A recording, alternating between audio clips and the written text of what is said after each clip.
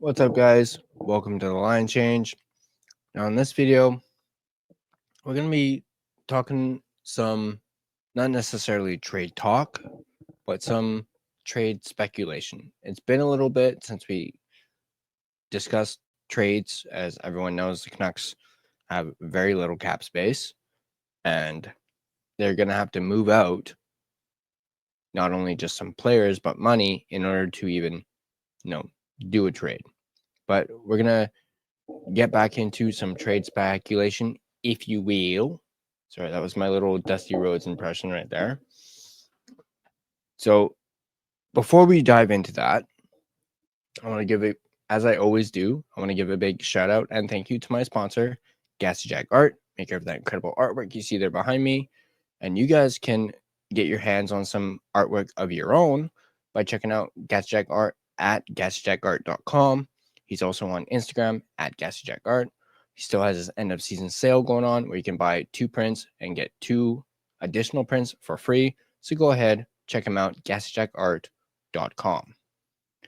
So let's go ahead and dive into this article, which is from our friends at Canucks Army, and it's titled, "Which True Top 6 Centers Could the Canucks Still Trade For This Offseason?"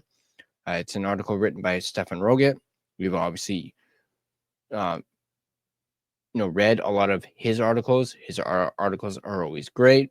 So let's go ahead and dive right into it. Can GM Patrick Allvin and company of the Vancouver Canucks turn the dog days of summer into the dogged days of summer? Dogged as in the dogged pursuit of badly needed center depth for their NHL franchise. So far, it's all quiet on the Western Conference front, but while the Allvin regime has been known to often get their shopping done early, they've also made a habit of late summer purchases like Pius Suter 2 summers ago or Daniel Sprong late last offseason. Based on their own statements, it seems fair to say that the Vancouver front office would like to have brought a more definitive 2C than Filipino or Atu Ratu into the mix prior to training camp 2025, which kicks off on September 18th in Penticton.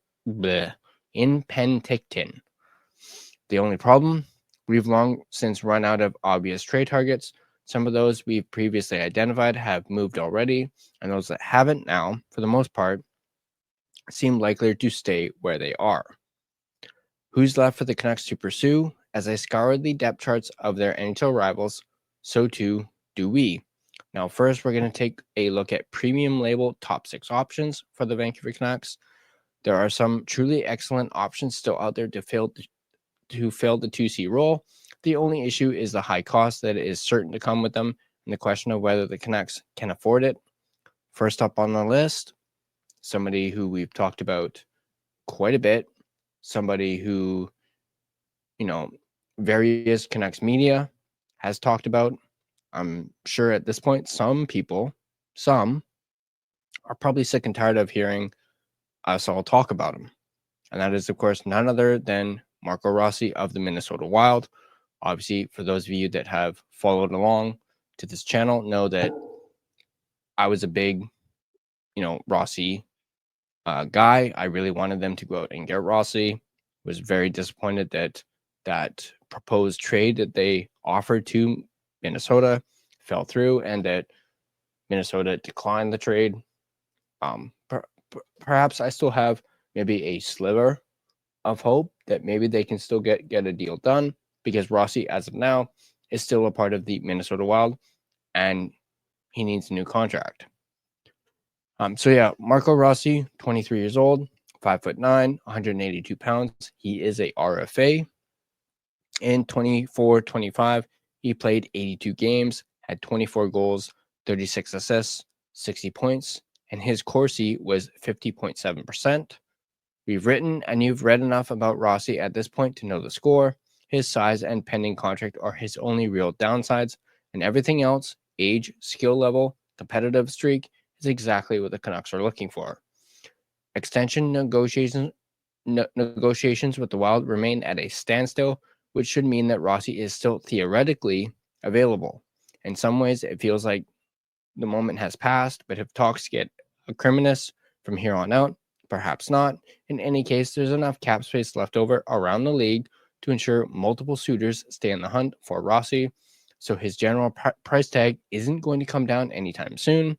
The asking price starts with the 2026 first rounder and goes up from there. Would you guys, if you guys still wanted the Canucks to pursue Marco Rossi, would you include the 2026 first round pick and go from there? Let me know in the comment section down below. Next up, we have someone who recently a lot of people have been talking about, and that is the Anaheim Ducks, Mason McTavish, who is 1 year younger than Marco Rossi, 6'1", 219 pounds. He also is an RFA, and McTavish's 24-25 season played 76 games, 22 goals, 30 assists, 50 points, and his Corsi is a 45.4%. Another current RFA and an even more expensive one at that. McTavish may not have the overall skill level of a Rossi, but he plays a more well-rounded game that includes plenty of physicality and drive. There's a question of whether the Ducks will want to pay McTavish what he's asking for after having anointed Leo Carlsson as their number one center of the future and having signed Mikael Granlund to back him up as a 2C. Chances are best that either McTavish or Granlund will simply shift to the wing, but like Rossi, if the contract talks get nasty from here, maybe it's a parting of ways instead. If that comes to pass, however, it feels like half the league would be in on the bidding. Expect any McTavish trade to come with an exorbitant price tag, even well over and above what would be expected for Rossi. Next up, we have someone who's not really been talked about, at least when it comes to the Vancouver Canucks, and that is Tomas Hertl, who's 31 years old, 6'3", 220 pounds. His current contract is $8.14 million AAV until 2030. He does have a 29-team no-trade clause. And in 24-25, he played 73 games, 32 goals, 29 assists, 61 points, and his Corsi was 53.7%. Flipping the somewhat recently acquired Hertl to make room for Mitch Marner would be classic Golden Knights. Something has to give in Vegas one way or another. There's some $7.6 million over the cap with roster spots to fill, and while Alex Pietrangelo's LTIR retirement can get them back under the functional ceiling, it wouldn't leave them any wiggle room at all. Given the Golden Knights' preference for in-season tinkering, this seems unlikely, and so someone else will probably move if it's Hertl. However, it would have to basically be by his choice. He's got a preposterous 29-team no-trade clause, meaning he gets to pick out of just three choice destinations, and that's that. The Canucks would have to hope he has really, really enjoyed playing in the Pacific Division.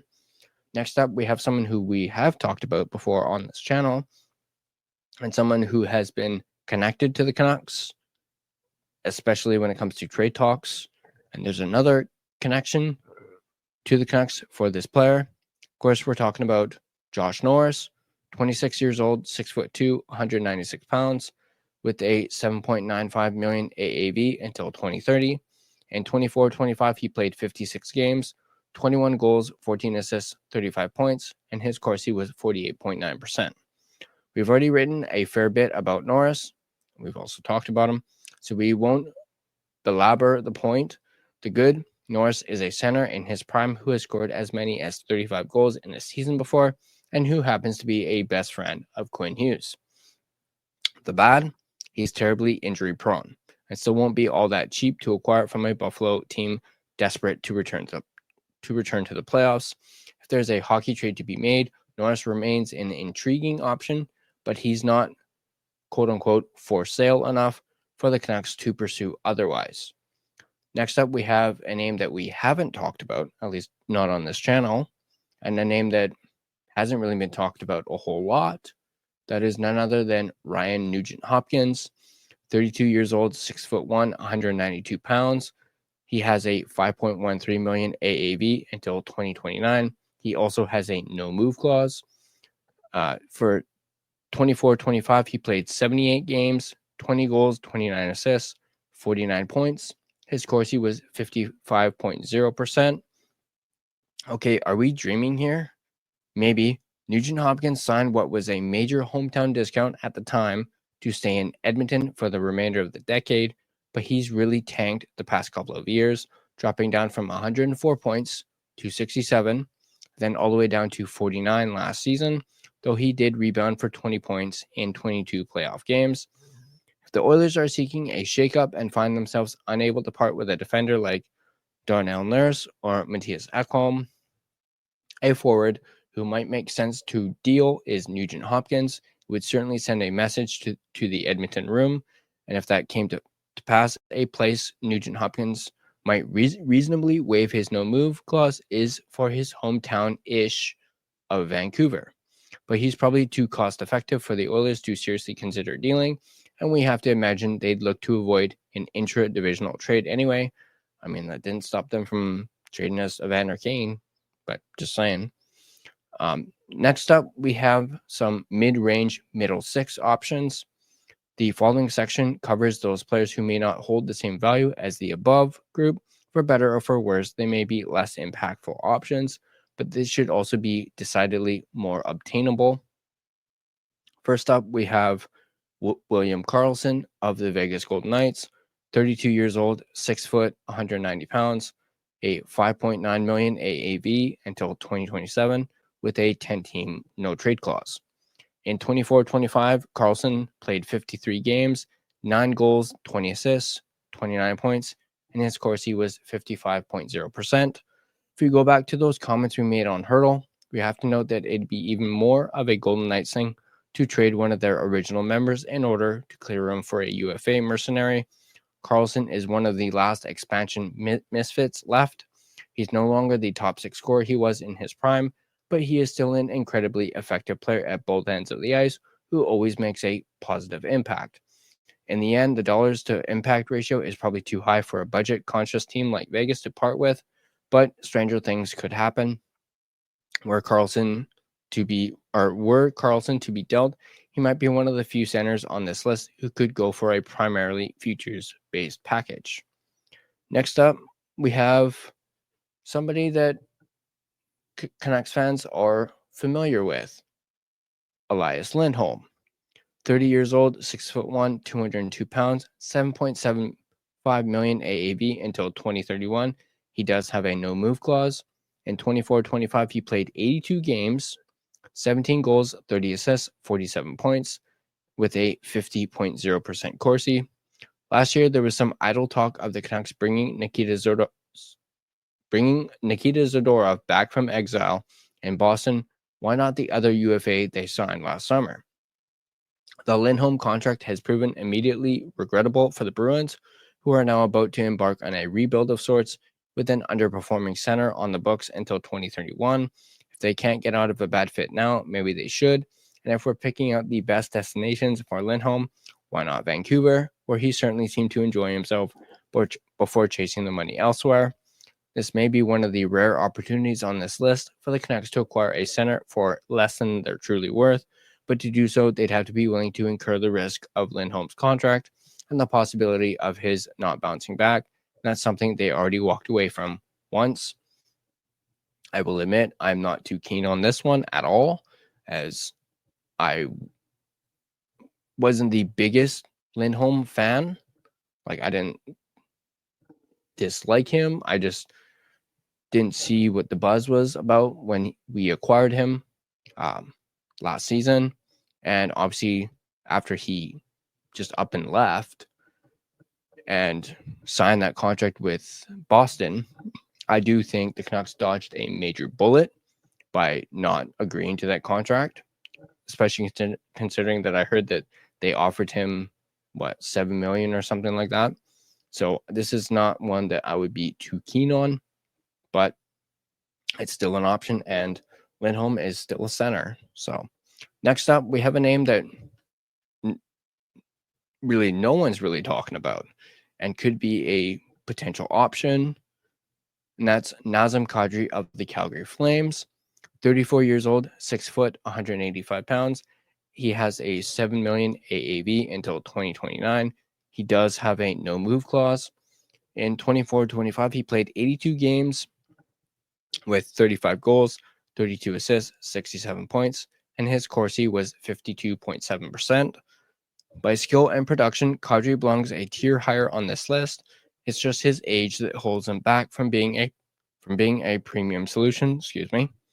That said, it sounds like Kadri is on the block as the Calgary Flames attempt a retool on the fly. The ultra-competitive Kadri no doubt wants to move to a roster with a better chance at the playoffs. Is that Vancouver?